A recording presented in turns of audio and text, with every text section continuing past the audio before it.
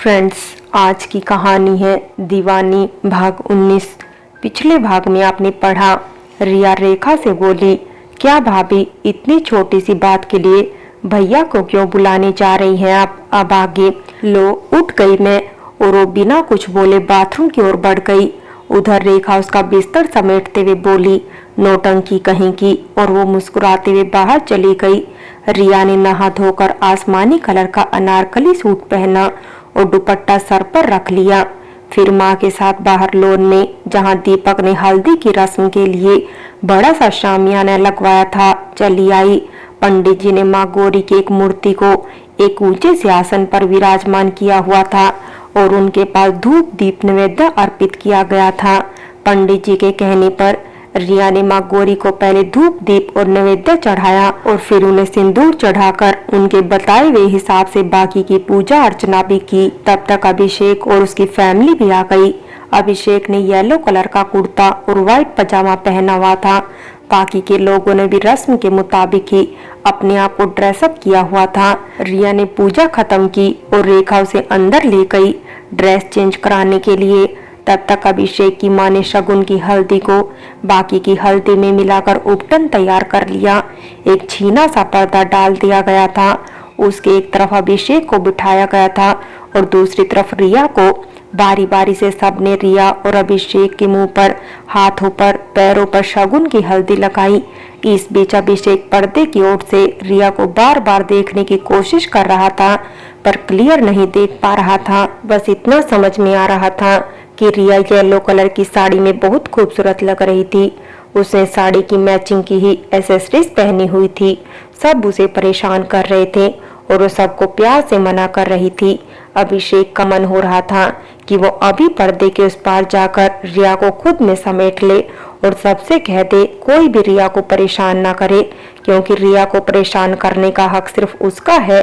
अभिषेक थोड़ा सा इमोशनल हो गया और उसने मन ही मन भगवान को शुक्रिया बोला और कहा, थैंक यू भगवान जी, मुझे ये दिन दिखाने के लिए, वरना एक टाइम तो मैंने उम्मीद ही छोड़ दी थी कि फिर दोबारा कभी इन सब के चेहरे देखने को मिलेंगे भी या नहीं। तभी पीछे से उसकी किसी ने आंखें बंद कर ली, पर अभिषेक ने मुस्कुराते हुए कहा, ओहो, तो अब आया है तू, और कुछ दिन ना आता, जब शादी हो जाती तब आता ना। ये सौरभ था जो मोनिका के साथ 2-4 दिन के लिए बाहर गया हुआ था।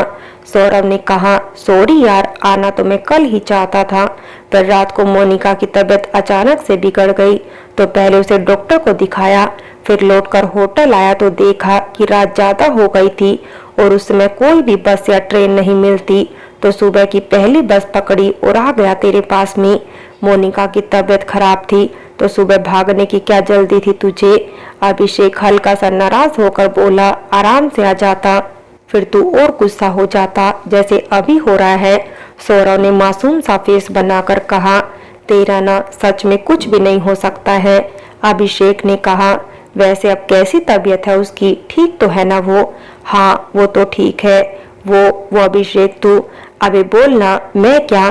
तू कुछ छुपा तो नहीं रहा ना मुझसे? बोल यार, मुझे बहुत घबराहट हो रही है। अभिषेक ने अधीर होकर कहा, तू मेरे बच्चे का बाप बनने वाला है, क्या बक रहा है तू? अभिषेक ने उसे झंझोड़ते हुए कहा, नहीं, मैं तेरे बच्चे की माँ बनने वाली हूँ। ओहो, क्या उल्टा पुल्टा बोल रहा है तू? होश में तो है ना?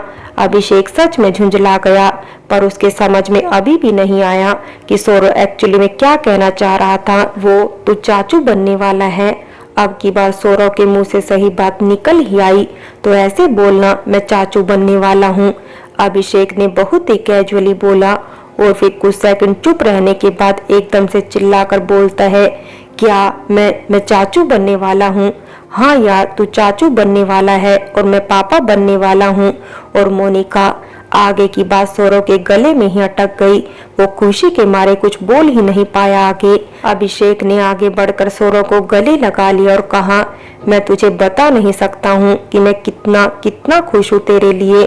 सौरव ने कहा, यार, कभी सपने में भी नहीं सोचा था कि मेरा भी कोई परिवार होगा, कभी मुझे भी ये खुशी मिलेगी। अभिषेक ने कहा, क्यों नहीं मिलती तुझे तेरे हिस्से की खुशियाँ?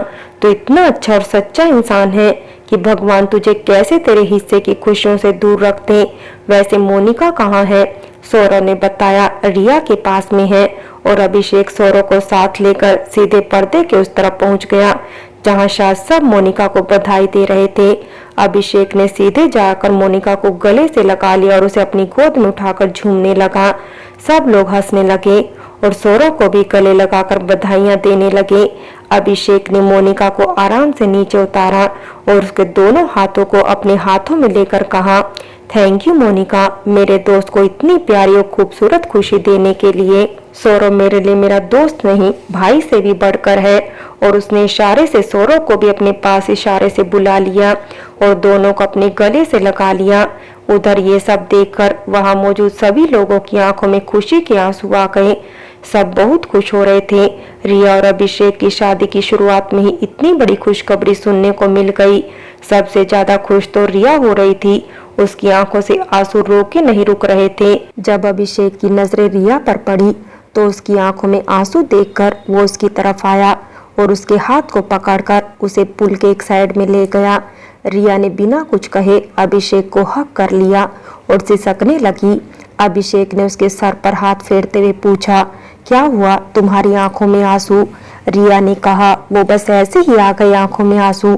बीते दिनों में इतना कुछ बुरा देखा और सहा है कि अचानक से इतनी सारी खुशियों को सहेजने में घबराहट सी हो रही थी।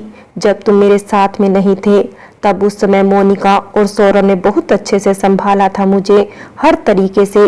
अपने बारे में, यहाँ तक कि अपनी शादी के बारे में भी सोचना बंद कर दिया था दोनों ने।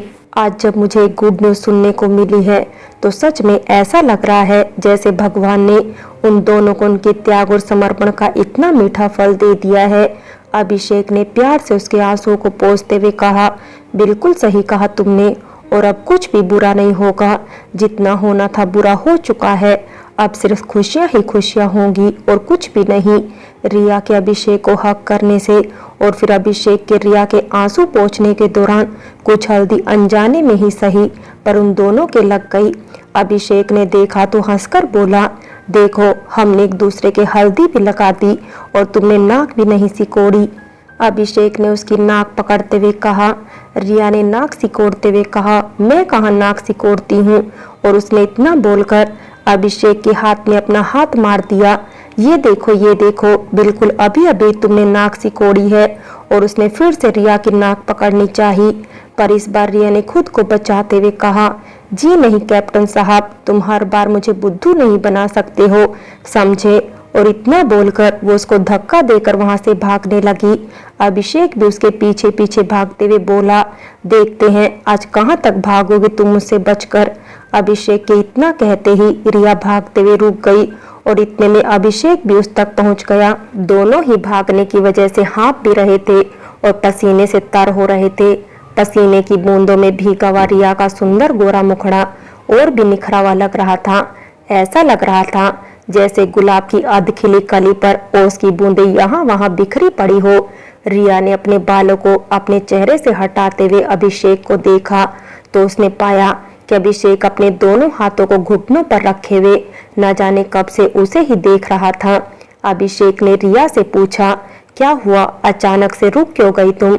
मुझे तुमसे बचकर कहीं जाना ही नहीं है, इसलिए भागना बंद कर दिया। उसने इतनी मासूमियत से कहा कि अभिषेक ने रिया को माथे पर किस करते हुए कहा, वैसे मैं तुम्हें खुद से दूर कहीं जाने भी नहीं दूंगा। दोनों वहीं पुल के किनारे बैठकर बातें करने में बिजी हो गए। तभी उन्हें ढूंढते ढूंढते रेखा और मोनिका वहां पहुंच गई। ओहो, तो हमारे लव बर्ड्स यहाँ बैठे हुए हैं, मोनिका ने रेखा की तरफ देखते हुए कहा। रिया और अभिषेक का ध्यान जब उन दोनों पर गया तो दोनों फौरन अपनी जगह से उठकर खड़े हो गए और इधर उधर देखने लगे। क्या हुआ, हम लोगों के आते ही तुम लोगों के तोते क्यों उड़ गए?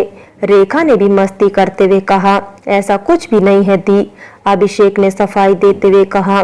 तब मोनिका ने शरारती हंसी के साथ कहा, अरे तुम लोग परेशान मत हो, हम लोग तो बस तुम दोनों को इसीलिए ढूंढ रहे थे कि तुम लोग अपने हाथ मुंह साफ कर लो और कुछ खा पी लो चलकर।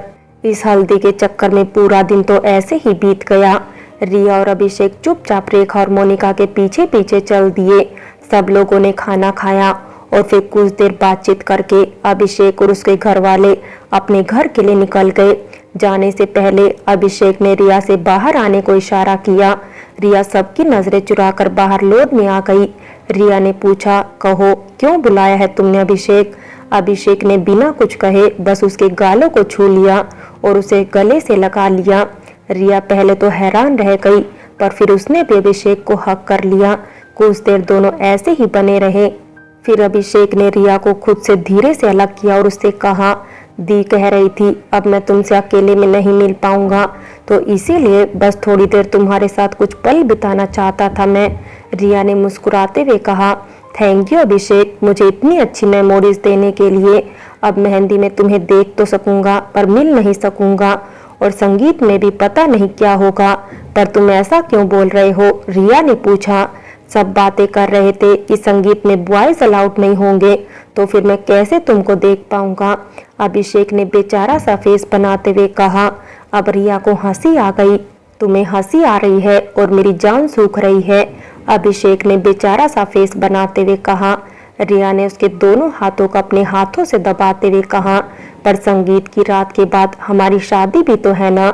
अभिषेक की आंखों में एक अलग ही चमक आ गई। इससे पहले कि वो कुछ और कहता, अंदर से सब लोग बाहर की ओर आ गए थे। उन दोनों को वहां गार्डन में देखकर रेखा और मोनिका कनखियों से मुस्कुराने लगी।